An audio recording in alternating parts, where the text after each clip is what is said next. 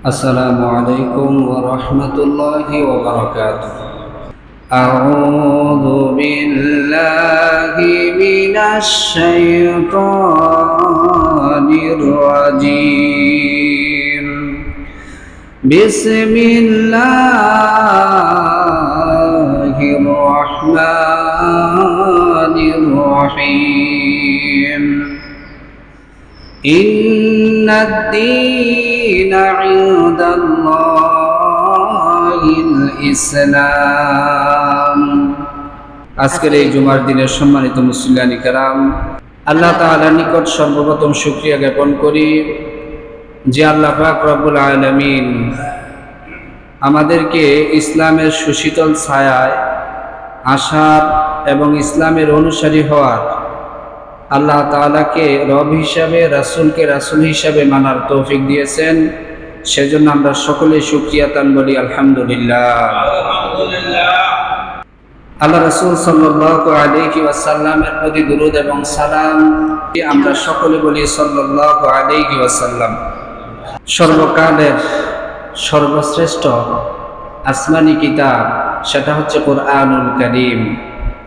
যেই কোরআনের ধ্বনি হয়ে, যেই কোরআনের বলে বলিয়ান হয়ে আমরা এই পৃথিবীর জমিনে মুসলমান হিসাবে নিজেদেরকে আত্মপ্রকাশ করেছি, আমরা সকলে বলি আলহামদুলিল্লাহ। আমরা সকলেই জানি সাম্প্রতিক কালে বেশ কয়েকদিন আগে ইরানের প্রেসিডেন্ট সৈয়দ ইব্রাহিম রইসি ইন্তেকাল করেছেন একটা দুর্ঘটনায়। আমরা সকলে বলি ইন্না লিল্লাহি ওয়া ইন্না ইলাইহি রাজিউন। মুসলিম জাহানের একজন অবিসংবাদিত নেতা ছিলেন তিনি। পৃথিবীর সবচাইতে নিকৃষ্ট জাতি হচ্ছে ইহুদি, সেই ইহুদিদের ত্রাস ছিলেন তিনি। এখন অনেকে বলতে পারেন যে হুজুর, তারা তো শিয়া, তাদেরকে নিয়ে এত সমবেদনা জানানো বা তাদের জন্য দোয়া করা, এটা আহলে সুন্নাত ওয়াল জামাতের আকীদার সাথে কতটুকু যায়? তারা শিয়া, তারা কিন্তু অমুসলিম না, তারা হচ্ছেন কি মুসলমান।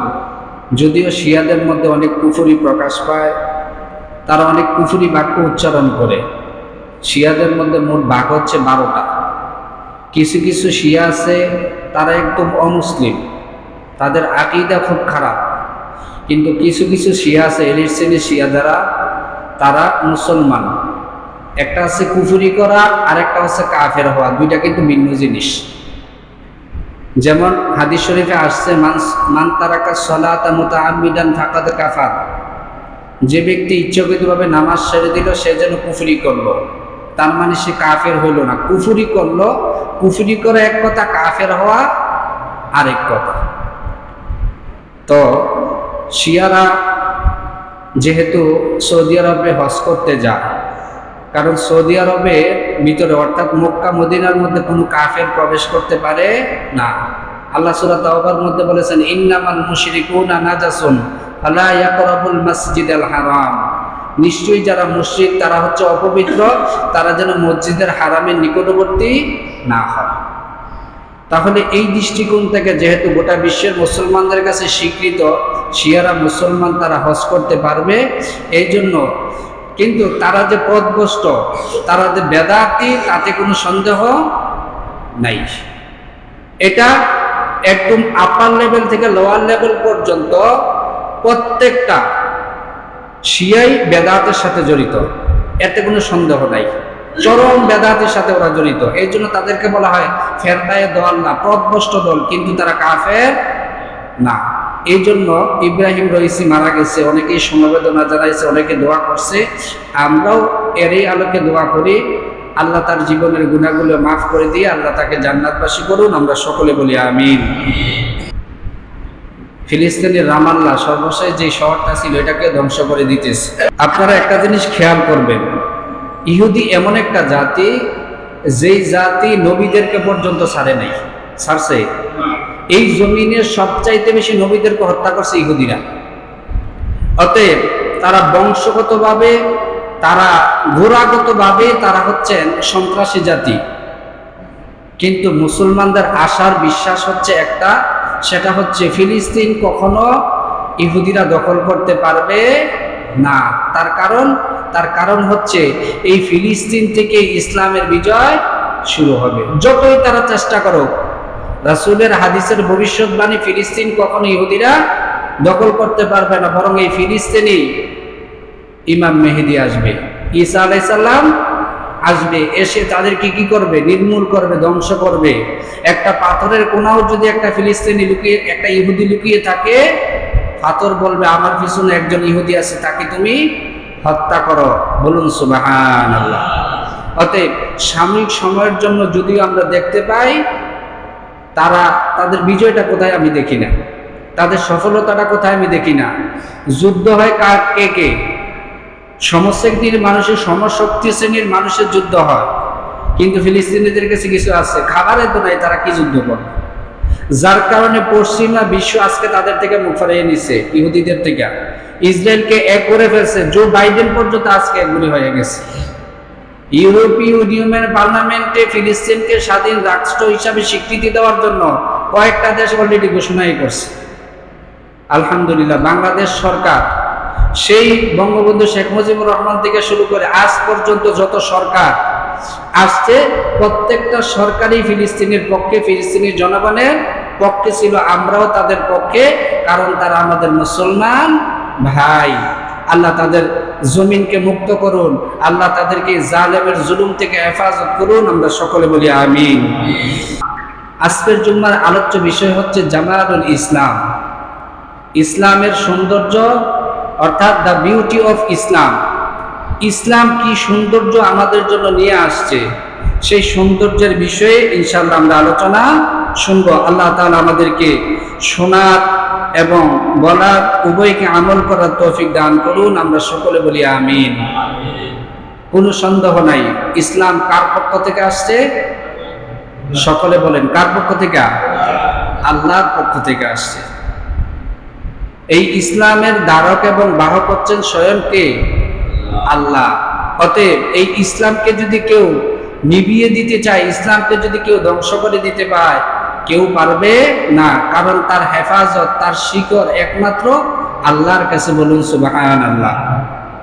আল্লাহ রাসূল সাল্লাল্লাহু আলাইহি ওয়াসাল্লাম হাদিসের মধ্যে বলেছেন, ইন্নাল্লাহা জামিলুন ইউহিব্বুল জামাল, নিশ্চয়ই আল্লাহ হচ্ছেন সুন্দর, তিনি সৌন্দর্যকে পছন্দ করেন। বলুন সুবহানাল্লাহ।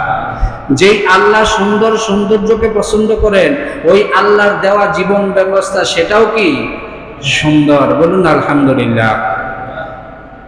আল্লাহ তাআলা পবিত্র কুরআনুল কারীমের সূরা আলে ইমরানের 19 নম্বর আয়াতে বলেছেন, ইন্নাদ দীনা ইনদাল্লাহিল ইসলাম, নিশ্চয়ই আল্লাহ তাআলার কাছে মনোনীত গ্রহণযোগ্য একমাত্র জীবন ব্যবস্থা হচ্ছে ইসলাম।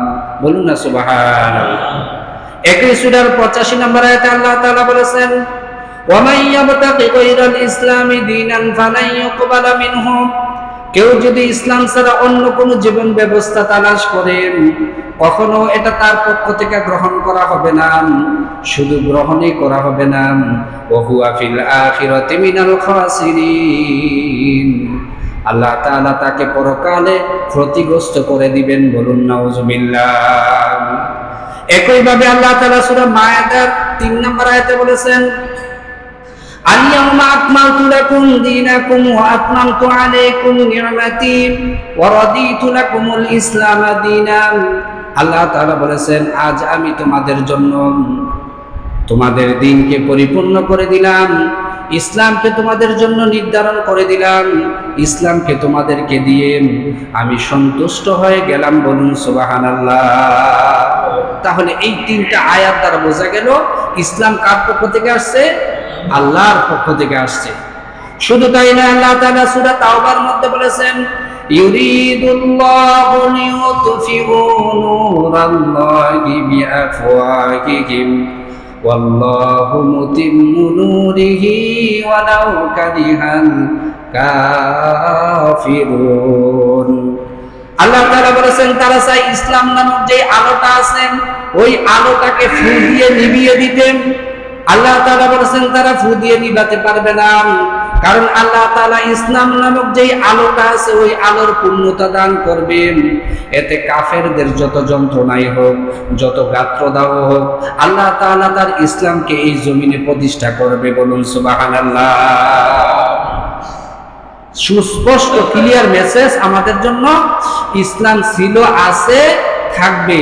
যত কাফের মুশরিকরা যাই করো, আমরা যতই ইসলামের বিরুদ্ধে বিষোদাগার করি, মুসলমানরা যতই আস্থাহীনতায় ভুগি, ইসলাম চিরকালের জন্য অমর একটা জীবন ব্যবস্থা, যেটা শুরু হয়েছে আদম থেকে, শেষ হবে জান্নাতে প্রবেশ করার মাধ্যমে। বলুন সুবহানাল্লাহ। যেই ইসলাম আমাদের পরতে পরতে লেগে আছে, যেই ইসলাম আমাদের 3.5 হাত বডির সাথে, আমাদের প্রত্যেকটা লোমকূপের সাথে, প্রত্যেকটা দৃষ্টির সাথে, প্রত্যেকটা শ্বাস প্রশ্বাসের সাথে ইসলাম লেগে আছে।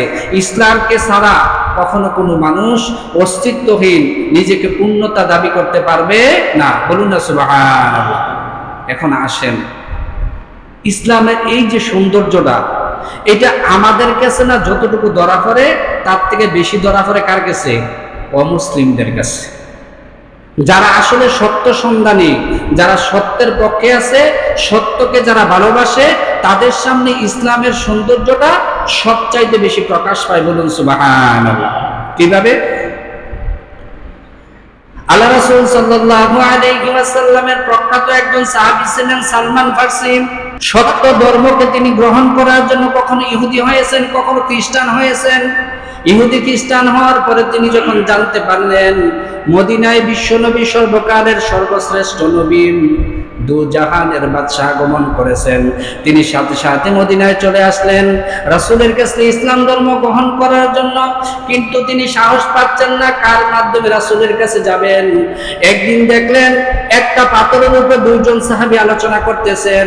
ইসলাম এমন একটা জীবন ব্যবস্থা, যেই জীবন ব্যবস্থা গ্রহণ করতে কোনো মাধ্যম লাগে না। বলুন সুবহানাল্লাহ।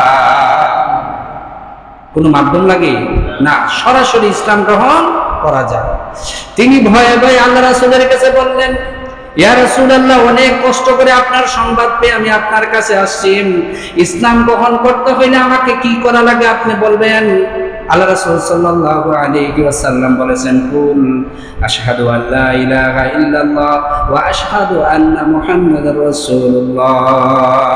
বলুন না সাল্লাল্লাহু আলাইহি ওয়াসাল্লাম, তুমি বলো আমি সাক্ষ্য দিচ্ছি আল্লাহ ছাড়া আর কেউ নাই, এবং মুহাম্মদ সাল্লাল্লাহু আলাইহি ওয়াসাল্লাম আল্লাহর রাসূল, সর্বশেষ নবী। যদি তুমি এটা সাক্ষ্য দাও, তাহলে তুমি ইসলাম ধর্ম গ্রহণ করে ফেললেন। সালমান ফারসি বলল, ইসলাম ধর্ম গ্রহণ করা কি এত সহজ? যদি জানতাম। হায় আমার আফসোস কি হলো, আমি অনেক দেরি করে ফেলেছি। আগে কোনো ইসলাম ধর্ম গ্রহণ করলাম না, আগে কোনো ইসলামের বাণী আমার কর্ণগহরে প্রবেশ করলো না। বলুন সুবহানাল্লাহ। আগে কোনো ইসলামের সন্ধানটা আমি পাইলাম না।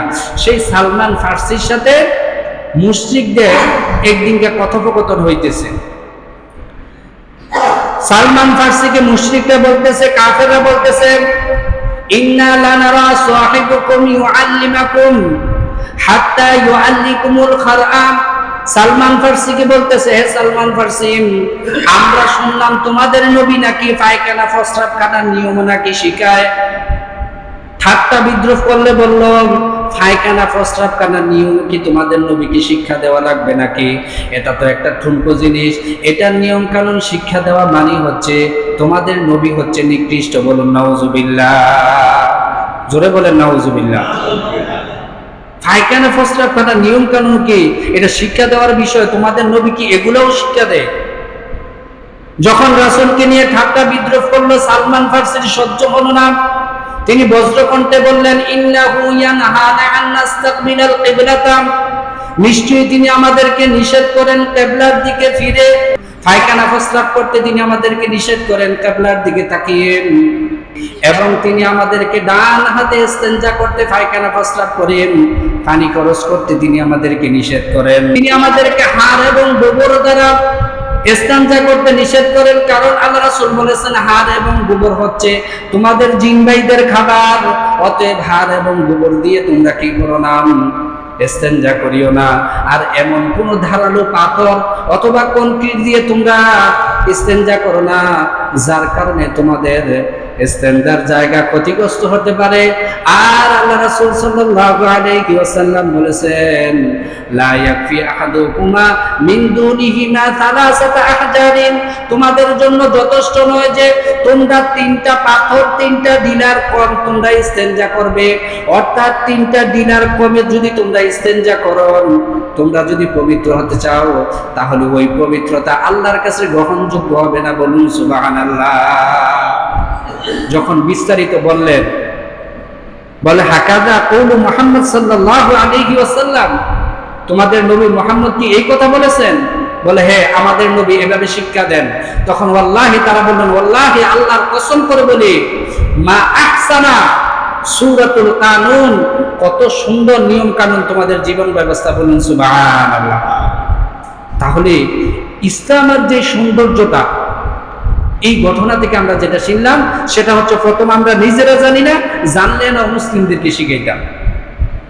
সালমান ফার্সি যেভাবে উপস্থাপন করলেন, সর্বপ্রথম তারা কি করেছিল? বিদ্রোহ ঠাট্টা করেছিল। কিন্তু সালমান ফার্সি এমন ভাবে রাসূলের এই কাজটাকে উপস্থাপন করলেন যাতে করে তারা কি করলেন, রাসূলের এই শিক্ষাটা তারা সত্যায়িত করতে বাধ্য হলেন। বলুন সুবহানাল্লাহ। একটা ঘটনা বলি, আমেরিকার নিউ ইয়র্কের একটা বাগানের মধ্যে একজন ব্যক্তি রুকুর মধ্যে অনেকক্ষণ পর্যন্ত রুকু অবস্থায় আছেন। ওই বাগানের মধ্যে একজন মুসলিম বসেছিলেন, অনেকক্ষণ পর্যন্ত লক্ষ্য করে দেখলেন ওই ব্যক্তি কেন রুকু অবস্থায় আছেন। কারণ রুকু তো করে মুসলমানরা, কোনো অমুসলিমদের জীবন ব্যবস্থায় তাদের ইবাদতের মধ্যে রুকু করা এমনটা তো পাওয়া যায় না। যখন তিনি রুকু অবস্থায় থেকে আর ওঠেন না, ওই মুসলিম দিল্লি থেকে উঠে যে ওই ব্যক্তিকে জিজ্ঞাসা করলো, ভাই তুমি কেন রুকু অবস্থায় আছো? তখন তিনি বললেন, ডাক্তার আমাকে বলেছেন প্রতিদিন আমাকে এইভাবে 10 মিনিট থাকতে, যদি এইভাবে আমি 10 মিনিট থাকি তাহলে আমার পাছার মধ্যে, মাজার মধ্যে যে মাংসর যে সংকোচন ঘটেছে, ওইভাবে যদি থাকি তাহলে সেটা প্রসারণ ঘটবে, আর যদি প্রসারণ ঘটে তাহলে আমার মাজার যে ব্যথা ওইটা ভালো হয়ে যাবে। বলুন সুবহানাল্লাহ। তখন ওই মুসলমান বলল, আসো, শুধু রুকু নেই, আরো অনেক কিছু আমি তোমাকে দেখাবো। নামাজের সময় ওই মুসলিমকে মুসলমান মসজিদের মধ্যে নিয়ে গেলেন আর বললেন, তুমি এখানে দাঁড়িয়ে থাকো আর দেখো আমরা কি করি। এক ওয়াক্ত নামাজ কিভাবে আদায় করলেন রুকু সিজদার মাধ্যমে, প্রত্যেকটা জিনিস যখন ওই আমেরিকান ও মুসলিম তিনি দেখলেন, দেখার পরে তিনি বললেন, কত সুন্দর পদ্ধতি মুসলমানদের মধ্যে রয়েছে। বলুন না সুবহানাল্লাহ। মুসলমানরা অসুস্থ হয় কিভাবে? মুসলমানরা তো অসুস্থ হওয়ার কথা না। এত সুন্দর ব্যায়াম, এত সুন্দর, সো মাচ বিউটিফুল এক্সারসাইজ, অত্যন্ত সুন্দর ব্যায়াম হচ্ছে মুসলমানদের কাছে। মুসলমানরা অসুস্থ হয় কিভাবে? বলুন না সুবহানাল্লাহ। তখন তিনি কয়েকদিন এভাবে অবজার্ভ করার পর তিনি ইসলাম ধর্ম গ্রহণ করলেন। দেখেন, মুসলমানদের শুধুমাত্র একটা রুকু, এই রুকুকে ফলো করে একজন অমুসলিম কি হয়ে গেছে? মুসলমান হয়ে গেছে। শুধু তাই নয়, অনেক অমুসলিম আছে যারা ইসলামের ভুল ধরতে এসে তারা কোরআন চর্চা করলো, হাদিস চর্চা করলো, রাসূলের সিরাত জীবনীকে চর্চা করতে যেন যখন তারা দেখলো ইসলামের সৌন্দর্য অত্যন্ত সুমহান, তারা যখন ইসলামের সৌন্দর্য তাদের সামনে উপস্থাপন হলো, মাইকেল হার্ট, তার নাম শোনেন নাই? দি 100 বইটা যিনি লিখেছেন, 100 জন মনীষীর জীবনী তিনি লিখেছিলেন। তিনি সর্বশেষ রাসূলের জীবনী রেখে সর্বপ্রথম রাসূলের জীবনী লিখতে বাধ্য হয়েছিলেন। বলুন সুবহানাল্লাহ। তিনি একজন খ্রিস্টান ছিলেন। তিনি মনে করেছিলেন শ্রেষ্ঠ মানুষ, শ্রেষ্ঠ মহামানব হচ্ছে আমাদের দ্বীনের নবী ঈসা আলাইহিস সালাতু ওয়াস সালাম। তিনি দেখলেন ঈসার সব কিছু ঠিক আছে, কিন্তু রাষ্ট্র ক্ষমতা তো ঈসা পায় নাই। পাইছে? রাষ্ট্র পরিচালনা করছে, রাষ্ট্রনেতা ছিলেন ঈসা। এই ক্যাটাগরির আলোকেই তিনি বলেছেন, যেহেতু মুহাম্মদ সাল্লাল্লাহু আলাইহি সাল্লাম রাষ্ট্রনেতা ছিলেন, অতএব মুহাম্মদ সাল্লাল্লাহু আলাইহি সাল্লামের জীবনী হচ্ছে শ্রেষ্ঠ জীবনী, অতএব তাকে 1 নম্বর দিলেন। বলুন সুবহানাল্লাহ। ওই যে কাফেররা বলল কি, ইন্না আ'তাইনা কাল কাউসার লাইসা হাদা কালামাল বাশার, নিশ্চয়ই আমি আপনাকে কাউসার দান করেছি, অতএব এই কথা কোনো মানুষের কথা হইতে পারে না। এটাই হচ্ছে দ্য বিউটি অফ ইসলাম, ইসলামের সৌন্দর্য। কিন্তু বলেন তো, ইসলামের যদি বলি ভাই আপনি 5টা সৌন্দর্য কোন হারাম, আমরা যার কারণে আমরা নামাজ পড়ি না, যার কারণে আমরা ইসলামের অনুসারী হই না। ইসলামটাকে বানাই নিছে শুক্রবার জুমার নামাজের লেগে, ঠিক না ভাই? ইসলামটাকে বানাই নিছে মাগরিব নামাজের লেগে, ইসলামটাকে বানাই নিছে একটা আনুষ্ঠানিকতা, শবে বরাত, শবে কদর, লাইলাতুল কদর, হ্যাঁ, আইলে খালি ফেতরা দিলাম আর জাকাত দিতাম, এই দিয়ে খালি ইসলাম, এতটুকুই আমরা জানি আর এতটুকুই মানি। বলুন না নাউজুবিল্লাহি মিন যালিক। গত বিশ্বকাপ, কাতার বিশ্বকাপ, ঠিক না? এই কাতার বিশ্বকাপে আপনি জানেন কতজন অমুসলিম ইসলাম ধর্ম গ্রহণ করেছে? শুধু একটা আজানকে কেন্দ্র করে, যখন আজানগুলো হতো এমন ভাবে কাতার অ্যারেঞ্জমেন্ট কমিটি ম্যাচগুলোকে এভাবে সাজাইছে যে যাতে করে আজানটা সুস্পষ্ট বিদেশি পর্যটকের মধ্যে প্রবেশ করে। এই আজানটা যখন হয়তো প্রত্যেকটা মসজিদের বাইরে বাইরে ভিড় লোকে তাইতো অমুসলিমদের, এটা কিসের আওয়াজ, কিসের ধ্বনি, এত মধুর ধ্বনি, এত সুমহান ধ্বনি, এটা কিসের বাণী? যেই বাণীর আরবি নিচে ইংরেজি লেখা। নিশ্চয়ই ইসলাম হচ্ছে আল্লাহর নিকট মনোনীত জীবন ব্যবস্থা। তুমি তোমার রাগের বশবর্তী হয়ে অন্য ধর্মের মাহবুবকে গালি দিও না, তারাও অজান্তে তোমার মাহবুবকে গালি দিবে। বলুন সুবহানাল্লাহ। এই সুমহান বাণী যখন তারা পড়লেন যে তোমরা কল্যাণের কাজে একে অপরকে সহযোগিতা করো, অন্যায় অশ্লীল কাজে একে অন্যকে সহায়তা করিও না, এই কথাগুলো যখন তারা পড়লো, বলল এত সুন্দর কথা, এটা কোন ধর্ম? তখন তারা দলে দলে মসজিদে প্রবেশ করতে শুরু লাগলো, মসজিদের ইমাম সাহেবদের সাথে, খতিবদের সাথে কথা বলতে লাগলো। আর তারাও যখন ইসলামের সৌন্দর্যটা অত্যন্ত সুন্দরভাবে তাদের সামনে উপস্থাপন করলো, তারাও ইসলাম ধর্ম গ্রহণ করলো। বলুন সুবহানাল্লাহ। অতএব ইসলাম সম্পর্কে আগে জানতে হবে, তারপর মানতে হবে, তারপর দাওয়াত দিতে হবে। কিন্তু দুর্ভাগ্য হলো সত্য, ইসলাম সম্পর্কে আমরা জানিও না, মানবো কিভাবে? তারপরে আসলে ইসলামের সৌন্দর্যের মধ্যে প্রথম যে সৌন্দর্যটা, সেটা হচ্ছে ঈমান তথা বিশ্বাস। আর এই ঈমান এবং বিশ্বাসের কারণে একজন ব্যক্তি কি করেন? মুমিন হিসাবে নিজেকে প্রকৃত পরিচয় দেন। একজন ব্যক্তি মুসলিম হিসেবে নিজেকে আত্মপ্রকাশ ঘটান, মুসলিম হিসেবে নিজেকে পরিচয় দিয়ে গর্ববোধ করেন। আল্লাহ তাআলা পবিত্র কোরআনুল কারীমে সূরা ফাতিহার 4 নম্বর আয়াতে বলেছেন, ইয়্যাকা না'বুদু ওয়া ইয়্যাকা নাস্তাঈন। অবশ্যই আমরা আপনারই ইবাদত করি, আপনারই কাছে সাহায্য চাই। আল্লাহ তাআলা সূরা বাকারার মধ্যে বলেছেন, ইয়া আইয়ুহাল্লাযীনা আমানুস্তাঈনু বিস-সাবরি ওয়াস-সালাহ ইন্নাল্লাহা মা'আস-সাবিরিন। আল্লাহ তাআলা বলেছেন, হে ঈমানদারেরা, তোমরা নামাজ এবং ধৈর্যের মাধ্যমে আমার কাছে সাহায্য চাও, নিশ্চয়ই ধৈর্যশীলদের সাথে আল্লাহ তাআলা আছেন। অতএব আল্লাহ তাআলার উপর যারা বিশ্বাস স্থাপন করবেন, তার হচ্ছে সবচাইতে সুন্দর মনের মানুষ। কারণ আল্লাহ তাআলার প্রতি সর্বপ্রথম এই জমিনের মধ্যে তারাই বিশ্বাস স্থাপন করেছিল যারা এই পৃথিবীর জমিনে শ্রেষ্ঠ মানুষ ছিল। বলুন সুবহানাল্লাহ। আল্লাহ তাআলা কি বলেছেন? ওয়া আনা মিনাল মুসলিমিন লা শারীকা লাহু ওয়া আনা মিনাল মুসলিমিন। রাসূল বলেছে, আমি তার সাথে কোনো শরীক করি না, আমি হচ্ছে প্রথম মুসলমান। বলুন সুবহানাল্লাহ। তাইলে প্রথম মুসলমান হচ্ছেন নবী। এই পৃথিবীর জমিনে সবচাইতে বেশি সুন্দর মানের মানুষ যারা ছিলেন, তিনি হচ্ছেন নবী এবং রাসূলরা। বলুন না সুবহানাল্লাহ। নবী এবং রাসূলদের জীবনে কোনো খুঁত আছে? বলেন তো। তাদের জীবনে কোনো অসুন্দর বলতে কোনো কিছু আছে? তাদের কথায় কোনো বলছিল না, চলনে কোনো বলছিল না, আদান প্রদানে কোনো বলছিল না, কথায় বার্তায় কোনো বল ছিল না। সবচাইতে সুন্দর মনের মানুষ ছিল নবীরা। সেই নবীরা সর্বপ্রথম দ্বীন গ্রহণ করেছেন, বিশ্বাস করেছেন এবং তারপরে মানুষদেরকে সেই সুন্দর সত্য ধর্মের দিকে আহ্বান করেছেন। বলুন সুবহানাল্লাহ। তারা যদি সুন্দর না হইতেন, ওই সুন্দরের সন্ধান তারা পাইতেন না। আল্লাহ রাসূল সাল্লাল্লাহু আলাইহি সাল্লাম আনুষ্ঠানিকভাবে নবুয়ত পাওয়ার আগে 40 বছর ছিলেন না? মক্কার জমিনে ছিলেন কিনা? সবাই বলেন ছিলেন কিনা? ছিল।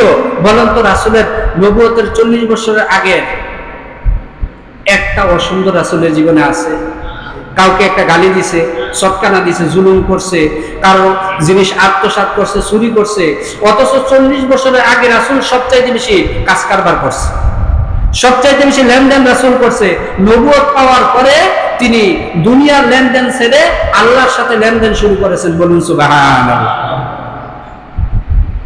তাহলে সেই সুন্দর মানুষটা, যার আহ্বানে সাড়া দিয়ে আজকে পৃথিবীতে প্রায় 190 কোটির বেশি মুসলমান, এই মুসলমানরা এই সুন্দর সত্য ধর্ম গ্রহণ করেছে, ওই সত্য সুন্দর মানুষের আহ্বানকে কেন্দ্র করে, বলুন সুবহানাল্লাহ। এই জন্য নবী এবং রাসূলরা সবচাইতে সুন্দর সত্য ছিলেন। কেন? কারণ তাদেরকে পরিচালনা করছেন সবচাইতে সুন্দর সত্তা, বলুন সুবহানাল্লাহ। প্রথম দিকে একটা হাদিস বলেছিলাম, ইন্নাল্লাহা জামিলুন ইউহিব্বুল জামাল। আল্লাহ হচ্ছেন কি সুন্দর, তিনি সুন্দরকে পছন্দ করেন। সূরা বাকারায় আরো বলেছেন আল্লাহ তাআলা, সিবগাতাল্লাহি ওয়া মান আহসানু মিনাল্লাহি সিবগা। আল্লাহর রং হচ্ছে সবচাইতে উত্তম রং। কেউ কি আসো তার রঙে রঙিন হবা, বলুন না সুবহানাল্লাহ। তাহলে আল্লাহর রংটাই হচ্ছে শ্রেষ্ঠ। অতএব আল্লাহর রং ধারণ করেছেন নবীরা, আর সেই রঙে রঙিন হচ্ছে ইসলাম, আর সেই রংটা আমরা মাখিয়েছি উম্মতে মুহাম্মাদি, বলুন সুবহানাল্লাহ। সম্মানিত উপস্থিতি, দ্বিতীয় যে সৌন্দর্যটা ইসলামের মধ্যে, সেটা হচ্ছে কি? নামাজ। কি? নামাজ। নামাজ হচ্ছে সবচাইতে সুন্দর একটা নিয়ম ইসলামের মধ্যে। কিভাবে? একজন ব্যক্তি যখন দৈনিক 5 ওয়াক্ত নামাজ পড়ে, হাদিসের ভাষ্য কি? আল্লাহ রাসূল সাল্লাল্লাহু আলাইহি ওয়াসাল্লাম তিনি বলেছেন, একজন ব্যক্তি যদি দৈনিক 5 ওয়াক্ত নামাজ পড়ে, ওই ব্যক্তির উদাহরণ হচ্ছে ওই কুয়ায় গোসল করা ব্যক্তির মতন, যে দৈনিক দিন একটা পুকুরের মধ্যে, একটা নদীর মধ্যে, একটা নালার মধ্যে 5 বার গোসল করলো। সাহাবীদেরকে জিজ্ঞাসা করলো, হে আমার সাহাবারা, বলো কোন ব্যক্তি যদি একটা কুয়ার ভিতরে যদি দৈনিক 5 ওয়াক্ত 5 বার সে গোসল করে, বলো তার শরীরে কোনো ময়লা থাকবে নাকি? সাহাবায়ে কেরামরা বললেন না। তাহলে যে ব্যক্তি দৈনিক 5 ওয়াক্ত নামাজ পড়বে, ওই ব্যক্তির জীবনে কোনো গুনাহ থাকবে না, বলুন সুবহানাল্লাহ। পাপটা হচ্ছে কি? ময়লা। মানুষের জীবনে পাপটা ময়লা না? পাপটা হচ্ছে অপবিত্রতা। এই অপবিত্রতা থেকে কোনো ব্যক্তি যদি মুক্ত থাকে, ওই ব্যক্তি হচ্ছে সবচাইতে সুন্দর, বলুন সুবহানাল্লাহ। আর তাকে সুন্দর করলো কে? নামাজে, তাই না? তাকে সুন্দর করলো কে? নামাজে তাকে সুন্দর করলো। শুধু তাই নয়, আমাদের আয়েশা থেকে একটা হাদিস বর্ণিত, আল্লাহ রাসূল সাল্লাল্লাহু আলাইহি ওয়াসাল্লামকে আমাদের আয়েশা বললেন, ইয়া রাসূলুল্লাহ, কাল কিয়ামতের ময়দানে আদম থেকে আপনার উম্মত পর্যন্ত অসংখ্য মানুষ কাল কিয়ামতের ময়দানে উপস্থিত থাকবেন। আপনি কিভাবে আপনার উম্মতদেরকে আলাদা করবেন, ডিফারেন্ট করবেন কিভাবে? আল্লাহ রাসূল সাল্লাল্লাহু আলাইহি ওয়াসাল্লাম বললেন, গুররাম মুহাজ্জিলিন, হে আয়েশা, অসংখ্য কালো ঘোড়ার মধ্যে চিত্রকরা দেখেছো কিনা? বলে হ্যাঁ, অবশ্যই দেখেছি। বলো অসংখ্য কালো ঘোড়ার ভিতরে যদি একটা চিত্রা ঘোড়া থাকে, ওইটাকে আলাদা করতে কোনো কষ্ট হবে কিনা? আয়েশা বললেন না। বললেন, আল্লাহ রাসূল বললেন, আমার উম্মতের মধ্যে যারা দৈনিক 5 ওয়াক্ত নামাজ পড়বে, উত্তম ভাবে ওযু করবে, ওযু করার যে অঙ্গগুলা কাল কিয়ামতের ময়দানে সূর্যের আলোর মতন চিকচিক করতে থাকবে, আর তাদেরকে দেখে আমি তাদেরকে চিনে ফেলবো, তারাই হচ্ছে আমার উম্মত, বলুন সুবহানাল্লাহ। তাদেরকে সুপারিশ করে, শাফায়াত করে আমি তাদেরকে জান্নাতে নিয়ে যাব, বলুন না সুবহানাল্লাহ। তাহলে এই ওযু মানুষের কি পবিত্রতা দান করে। শুধু তাই নয়, আরেকটা হাদিসে আসছে, আল্লাহ রাসূল বলেন, কোন ব্যক্তি যদি ওযু করে, ওযু করার সাথে সাথে তার হাত দ্বারা, ওযুর অঙ্গ প্রত্যঙ্গ দ্বারা যদি কোনো গুনাহ করে থাকে, তাহলে ওযু দেওয়ার পানির সাথে সাথে তার অপরাধগুলা, গুনাহগুলাও ঝরে যায়, বলুন সুবহানাল্লাহ। তার মানে সে পবিত্র হয়ে গেল, সৌন্দর্যমণ্ডিত হয়ে গেল, বলুন আল্লাহু আকবার। তাহলে নামাজ সর্বপ্রথম মানুষের শারীরিক সৌন্দর্যতা দান করেন। 2 নম্বর যে সৌন্দর্যতা দান করে, সেটা হচ্ছে তাকে মানসিক সৌন্দর্যতা দান করেন। একজন ব্যক্তি যখন নামাজ পড়বেন, বলেন একটা মানুষ অসংখ্য কাজ করতে করতে ক্লান্ত হয়ে যায়, যখন মানুষ নামাজ পড়েন, তাহলে তার সাথে আল্লাহর সাথে আর কোনো পর্দা থাকে না, বলুন সুবহানাল্লাহ। আল্লাহর সাথে যখন তার কানেকশন হয়ে যায়, তার মাথার ভিতরে যত রকমের দুঃখ, যন্ত্রণা, ক্লান্তি, টেনশন যা আছে, সব কিছু আল্লাহ দূর করে দেন। ফ্রেশ একটা মাইন্ড নিয়ে মানুষ নামাজ পড়ে বের হয়, মানুষ তখন আর ফ্রাস্ট্রেশনে ভোগে না, হতাশার মধ্যে ভোগে না। মানুষকে আল্লাহ তাআলা যত রকমের হতাশা আছে, যত রকম মানসিক অবসাদ আছে, সব কিছু নামাজের মাধ্যমে দূর করে দিয়ে আল্লাহ তাআলা তাকে সুন্দর একটা মস্তিষ্ক দান করেন। বলুন সুবহানাল্লাহ। তাহলে তার মানসিক প্রশান্তি, সৌন্দর্য বৃদ্ধি পায় নামাজের মাধ্যমে। তারপর একজন মানুষ যখন নামাজ পড়ে তখন তার সামাজিক যে সৌন্দর্য ওইটাও বৃদ্ধি পায়। কিভাবে? একজন মানুষ যখন নামাজ পড়ে তাহলে তার সমাজের মধ্যে তার একটা গ্রহণযোগ্যতা তৈরি হয়, মানুষ তাকে আস্তে আস্তে বিশ্বাস করতে শিখে। যদিও আগেকার জীবনে, নামাজ পড়ার আগের জীবনে সে অনেক খারাপ কাজই করুক না কেন, কিন্তু নামাজ পড়ার কারণে মানুষ তাকে বিশ্বাস করতে থাকে। শুধু তাই নয়, তাকে অশ্লীল অন্যায় কাজ থেকে নামাজ বিরত রাখে, তাকে পূর্ত পবিত্র একটা মানুষ হিসাবে সমাজের মধ্যে উপস্থাপন করে। বলুন না সুবহানাল্লাহ। আল্লাহ তাআলা সূরা আনকাবুতের মধ্যে বলেছেন, ইন্নাস সালাতা তানহা আনিল ফাহশাই ওয়াল মুনকার। আল্লাহ তাআলা বলেছেন, নিশ্চয়ই নামাজ মানুষকে অন্যায় এবং অশ্লীল কাজ থেকে বিরত রাখে। বলুন সুবহানাল্লাহ। নামাজের সবচাইতে বড় সৌন্দর্যটা হচ্ছে মানুষকে অন্যের দাসত্ব থেকে একদম শিকড় উপড়ে দিয়ে তাকে আল্লাহর দাসত্বের মধ্যে ঢুকিয়ে দেয়। বলুন সুবহানাল্লাহ। কারণ মানুষের সৃষ্টিগত একটা নেচার, ফিতরত হচ্ছে কারো না কারো গোলামি করা, কারো না কারো দাসত্ব করা। পৃথিবীর সমস্ত দাসত্বের শৃঙ্খলকে একদম চূর্ণ বিচ্ছিন্ন করে দিয়ে নামাজ মানুষকে আল্লাহর দাস বানিয়ে দেয়, আল্লাহর গোলাম বানিয়ে দেয়। বলুন সুবহানাল্লাহ। যেই আল্লাহ সুন্দর, ওই আল্লাহর গোলাম যদি হইতে পারি, বলুন তো সেই সৌন্দর্য আমাদের কাছে আসবে না? অবশ্যই আসবে। আল্লাহ তাআলা সেই সৌন্দর্য আমাদেরকে দান করুন।